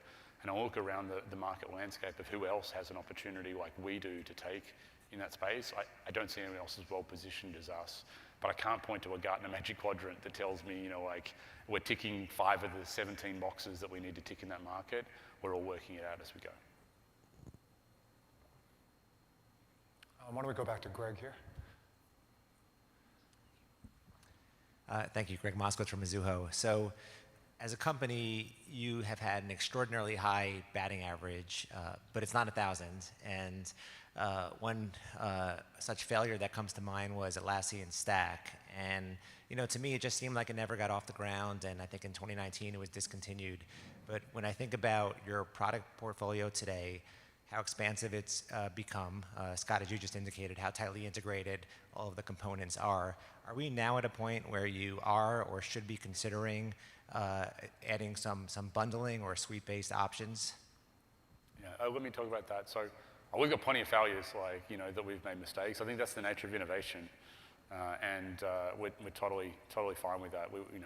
I remember once that a batting average of 300 is a pretty good batting average in baseball. If I recall, I don't play it, but I think that's a pretty good batting average. I think we're well above that. In terms of bundling, when I look at an individual that turns up, they have a need that they need to fulfill. If you're going to do a bottoms-up model, you can't say, I'm all things to all people in your organization. If you do that, you need to start tops down in an organization. You're on a golf course somewhere trying to explain, the value proposition you have, and it's a very long sales cycle. So to get into a company, we've been very declarative and kind of very clear about we need to solve a problem for a specific user in a specific team. That's got us 225,000 organizations out there. As we then go further afield inside those organizations, more use cases, more users, more seats, we then find we are starting to have those conversations with the decision makers in the organization who say, wow, I've got your stuff across 60% of my org, I should put it across 100% because that would just be easier. And so they start having those conversations with us. We have over the time done ELAs across our product portfolio. Many companies that do ELAs are really, the initial sale was tops down, and there's so much discounting that goes into that particular thing, and you end up in a company where 90% of their sales are ELAs, and I think that breeds bad behavior. At the same time, our ultimate goal over the long term is that our products should just be kind of free and easy to use inside organizations. That's why we have a cheap pricing policy, to make it like a no-brainer to install these products. And so over time, as we build a product portfolio, as people adopt more of our products, we want to simplify their purchasing process. I don't say that is an imminent thing that we do. We experiment with our biggest customers. We do a few of those. In 20 years' time, will we have a totally different bundling structure? Probably. But I can't tell you what that looks like at the moment, and it's not something that we are running towards because we have so many land opportunities. I think I saw Steve way in the back.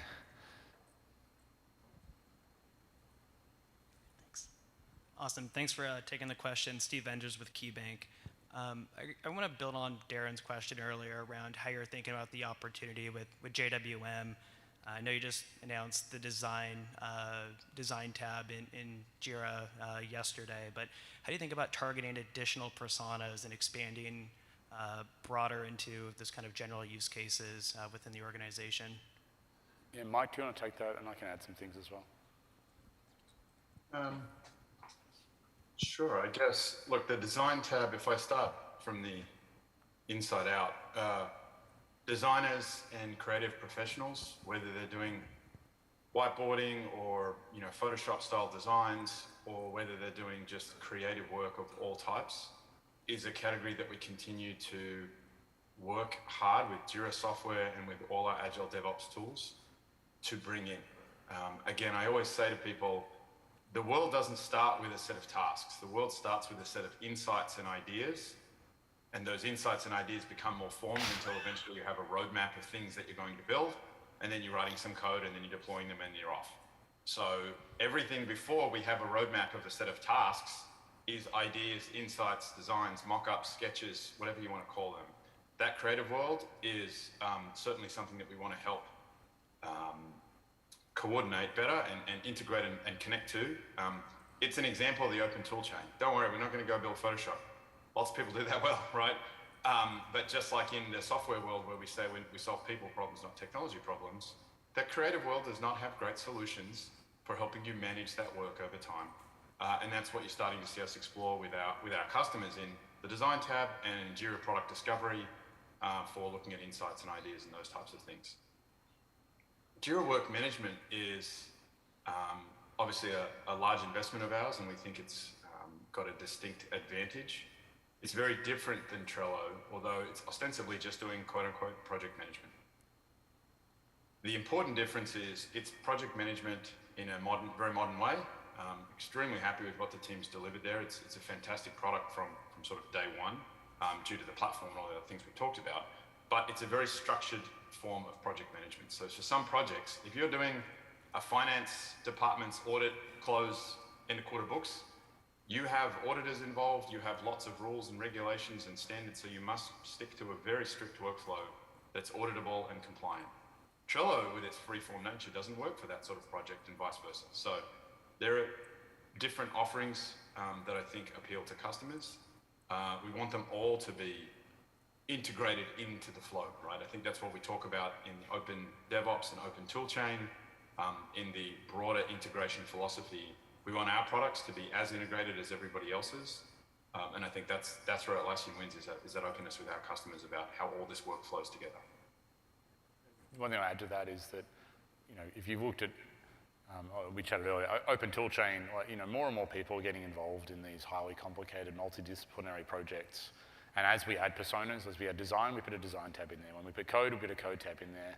You'll see that happen more and more over time as more different things like security, AI, ML, those types of areas are areas that also now getting brought into those development teams, and you'll start to see us put those types of things in our product as well. Let's go back to Alex here on the right.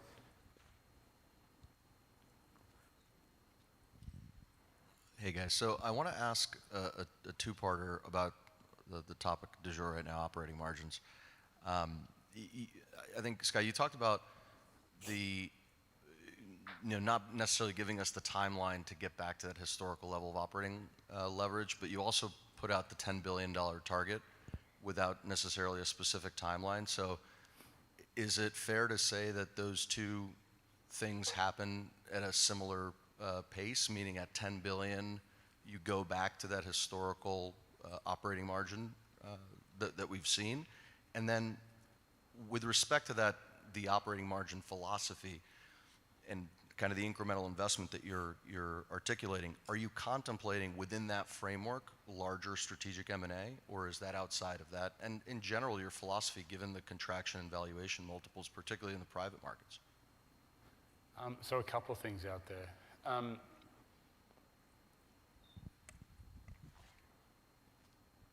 Obviously, if you want to do strategic M&A, and you want to use the stock as currency, you'd be saying, well, let's put as much money into the bottom line, and let's use that as a strategic currency to pick up large-scale M&A. And we look across the market. There's always things out there that are interesting to us, but we've considered, kind of all those consequences in terms of deciding to invest internally, over the next couple of years. And so we're super excited with our platform and Point A and our ability to innovate internally. We're excited about our ecosystem, and we talked about the economy briefly in terms of our ability to then bring third parties into Atlassian and the solutions that we're doing. And so we've definitely gone into this, kind of with our eyes open about we want to invest internally because you see so many opportunities there. There's always, very exciting things out there in the market that would be good complements to us, and that, as all of you know, things are sold, not bought. Kind of when it's the right time for them to, explore something, then it becomes the right time for us, not the other way around. So that's on the first part of your question. Second part. On the first part around margin, it's hard. I wish I could look out 2 years in the future and tell you we will and will not see, enough opportunities to continue investing at the rate we want to invest. People talk about the law of large numbers. You just need to add that many staff to keep up those things, and we're going to fight really hard against that, because if we see opportunities out there and our ability to hire staff becomes the constraining factor out there, that's not a good spot to be. We want to overcome that. And so I try to take that off the table, that sort of law of large numbers or anything like that. It's like, well, no, if we see opportunities and we can go after them, let's hire, let's invest, and let's do that. And so I can't tell you sort of, in the spreadsheet where the terminal number, comes down, unfortunately. I just wanted to give you an update sort of on the next year and our philosophy around that. And again, you look over the track record of 20 years of investment, I think we've got good returns, and we've been pretty transparent about where we're going to invest this money, and you can evaluate, what you believe the returns from those will be.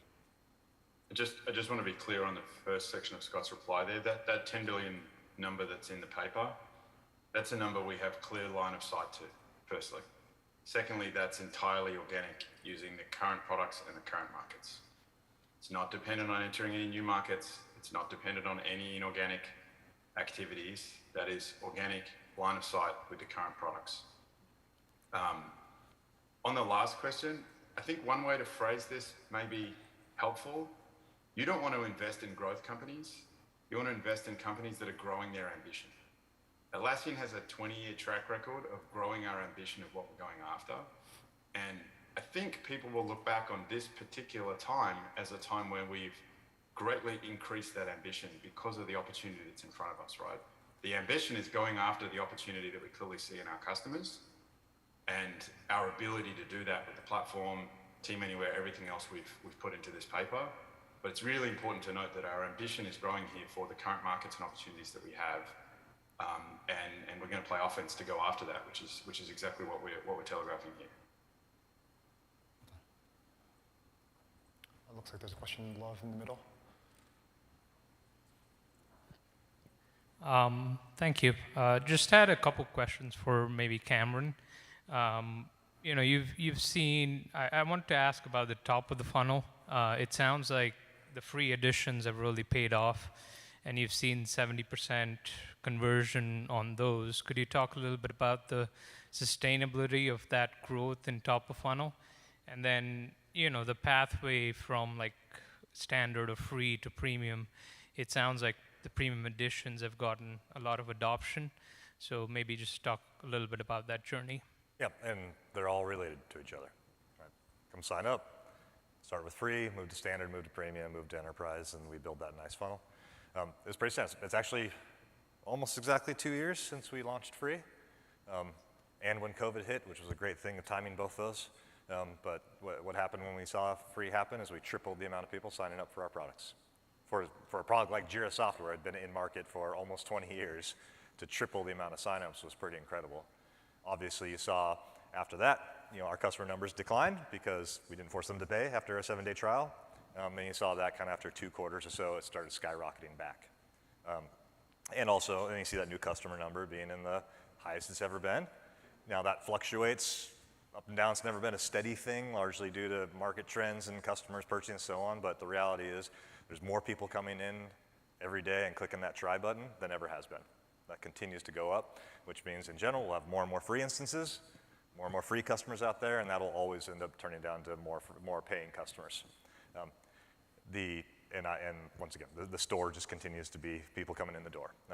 Increasingly, we've also been able to, with free, another exciting thing was it actually increased Confluence's land in our business. Like Confluence always had a little bit of land, but we expanded a lot from Jira to get to the Confluence. When Confluence went free, it actually got a ton more brand new people never even used Jira, brand new land, and we've expanded and built on that. So that was one of the other great benefits of free, is that it really opened up Confluence as a new land vector.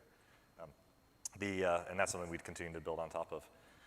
Once we get them monetized, the other aha we actually had is we kind of set the expectation of, customers are going to go from free, then they're going to hit the 11th user, and they'll pay for standard, and then maybe after a year, they're going to get something more advanced, and they'll go to premium. And we've actually seen 2 things happen. We've seen people with less than 10 users buy the standard plan for the additional capabilities that standard loans, mostly storage, a couple other administration features. But we see people with 6, 7 users buying into standard, and that's good to increase our overall net new customer. We also see, which I didn't expect at all, customers with 15 users, 20 users going straight to premium. Mainly because the price is extremely highly valuable. The capabilities we put in the premium edition are very attractive to many of those customers, even of the small size. So those were 2 of the other exciting things. The other part that drives both the standard to premium or premium to enterprise growth has largely been the stuff we put in the box. And over the last 2 years, you saw us put big capabilities that you used to buy separate or we acquired in the premium box. And then we'd largely let existing customers who had both, have a period of time where they don't have to pay, and then they get to choose out whether they go to premium. That's where we get these step changes in upgrades. Now it's actually, we continue to deliver new capabilities, and it's a very steady, cohort of standard customers upgrading to premium. But the interesting part is it's not just based off of size. It's across all different customer cohorts, but it has been a steady growth part of our strategy. I just want to correct one piece of language I think I heard in the question, just for everyone listening. Free doesn't have a 70% conversion rate. Yeah. So we have millions of free instances. Obviously, we only have 225,000 enterprise customers. I think the statistic was that 70% of people that pay us came from free. That's right. Which is different than 70% conversion rate of free to pay. That's right. All right, looks like we have time for one more question. Arjun in the front. Thank you. It seems like you've obviously accelerated the R&D capabilities that you have. You're launching new features, you're launching new products, and it's happening seemingly at a faster pace than it has in the past. Can you just talk about your monetization philosophy as you think about Atlas and Compass and newer products and features that are going to be launched in the future? Is that a way to move up market to get larger customers, or is that something you plan to monetize right off the bat? Let me talk to that. So we do Atlas and Compass and Jira Product Discovery, 3 products that we launched today, and they've got different monetization strategies. So Jira Product Discovery is It's a very clear add-on to our existing products. If you're using Jira and you've got product managers there, you should be using our product. There's some competitors in the market, and because of the integration and the unique things we've done, we expect incredible growth there, and that's a very simple per-user type pricing model. When I look at Atlas and Compass, we've always wanted people to be able to try our products before they buy them and try them successfully. And if you're using a Jira or a Confluence or a Trello, you can use them with one single team and get benefits from them. But if you look at, say, Atlas is really a team of teams product. You don't have to have many teams, but you get lots of benefit from having multiple teams using the product. And so a 10-user type of license, is not necessarily the best way to have that gate. And so on a product like that, we'll look at other gates, maybe that aren't a 10-user gate, it might be a feature gate, it might be those types of areas. And so we're going to work that out as we work with customers in terms of work out what those gates are. With all of us, we've been patient for revenue, and so it's not about, right, we launched this and 3 months later we need to have enterprise sales people. If you talk with Kevin or Cameron or someone's come from enterprise sales background, it's like product launched, it's in the bag, the salesperson now is comped on it, even if the product's not ready and the customers aren't ready, you end up in that situation. For us, it's great, we've got products in the market, huge demand, let's see what's in there and let's work out what the exact gates are for payment that makes sense. And so that patience for revenue, I think, plays out well long term because you get market adoption, widespread market adoption, which makes it less attractive for new entrants to sort of compete with us. And again, we've always wanted great free versions of our product to make sure that we can have a whole bunch of people that don't want to monetize. They may be small, they may for whatever reason. That's a very big sort of competitive moat, I think, is having those free versions out there. So does that give you sort of a sense of our pricing thing? All right, so that wraps up our Q&A and concludes our FY22 Investor Day. Thank you all for joining us. And Scott wants to say some words. Look, it's so good to have you all here in person. I wish we should have said at the start, it's been 3 years since we've managed to all get you in a room, and it's great to see faces to many of the names I get to hear on earnings calls or questions we get. And I'm so happy, and I was watching from home as well who couldn't make it, but you all cover lots of companies, and you could invest your money in lots of companies, and I'm so proud that you spend the time to understand our story. That's all I can ask for it. You'll determine how much, whether to buy, sell, whatever, but what I really want is investors and analysts that spend the time to understand who we are and what we do, and I'm just so thankful that you are all investing that time for us. And we're a long-term company. We've been around for 20 years. We want to be around for, well beyond Mike and I are not here anymore. And we really want long-term investors that kind of invest in the story and understand what we do. And so please give us feedback if there's anything we can ever improve, on, either as a company or how we interact with all of you. And just on behalf of Mike and myself, I just want to say a huge thank you for your investment of time and coming all the way out to Vegas to spend time with us. Thank you.